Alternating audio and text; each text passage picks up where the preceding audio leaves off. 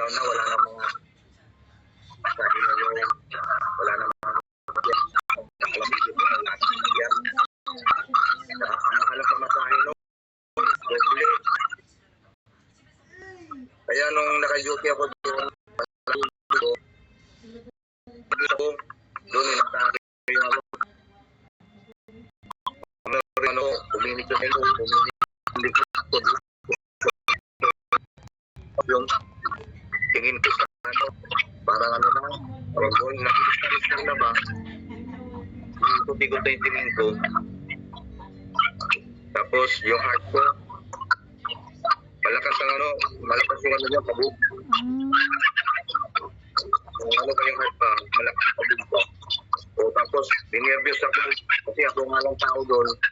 Parang inisip ko, parang, kung ko doon, mamamatay na kasi ikaw lang doon, ako lang doon. Diyan ginawa ko, tinawagan ko yung lieutenant. Sabi ko, kunin niya ako rito kasi parang iba yung ano ko, parang ako nahihilo. Tapos, nininirgit ako na hindi ko nasunduan. Sabi ng media sa akin, ano, dali ka namin sa hospital. Baka nag-COVID ka na, kahit may COVID naman nun. Sabi ko, wala, hindi ako nag-COVID. Basta kunin mo lang ako rito. Parang nininirgit ako, hindi ko maintindihan. Tapos kinakabahan ako. Hindi kinuha nila ako. Pagdating ko doon sa may opisina, marami sila, mga sila katao. Pumalma ako. Nakatulog ako.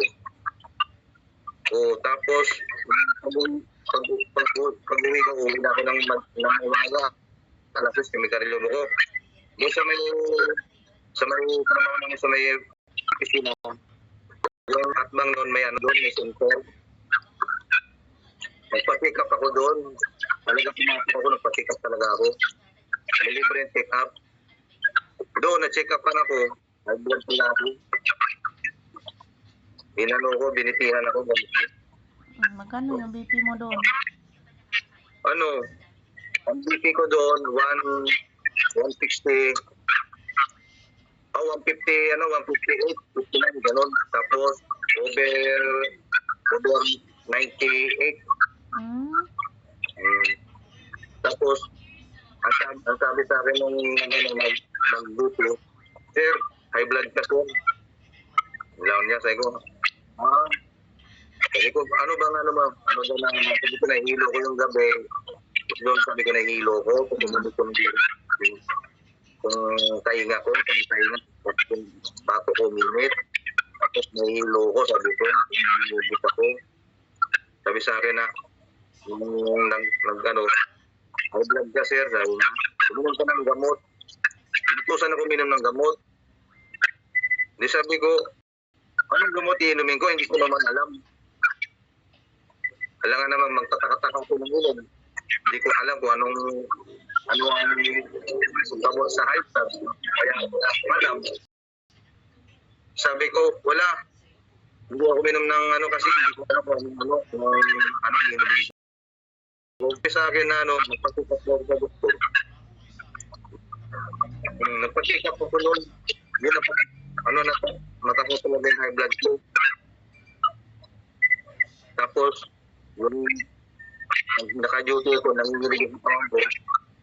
Parang hindi pa ako uminom ng gamot noon. Niligo ko pa, Pero ang ko noon, parang parang namumuting na ako.